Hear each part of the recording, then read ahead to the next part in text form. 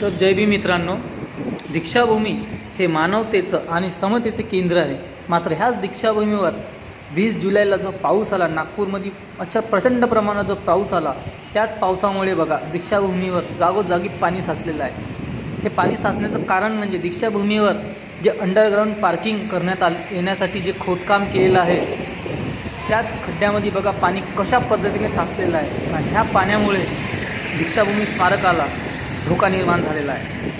तत्काळ आंबेडकरी जनतेने ह्या घटनेची दखल घ्यावी आणि दीक्षाभूमीकडे धाव घेत स्मारक समितीला आव्हान करावं की ते खड्डे लवकरात लवकर बुजवण्यात यावे आणि त्या पाण्याचा काहीतरी लवकर निवाळा करावा. अन्यथा दीक्षाभूमीला त्या पाण्यामुळे मोठ्या प्रमाणात धोका निर्माण होईल आणि हे येणाऱ्या काळासाठी खूप हानिकारक ठरेल. कारण ह्याच दीक्षाभूमीवर डॉक्टर बाबासाहेब आंबेडकरांनी 14 ऑक्टोबर 1956ला धम्मक्रांती केलेली आहे. धम्मक्रांती नसून ही एक मानवतेची क्रांती होती.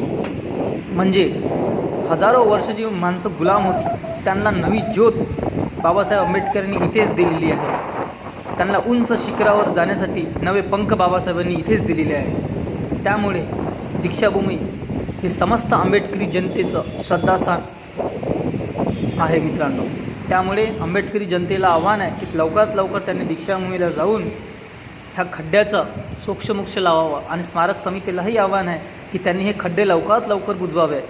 अन्यथा ह्या पाण्यामुळे दीक्षाभूमीला धोका निर्माण झाल्याशिवाय राहणार नाही मित्रांनो.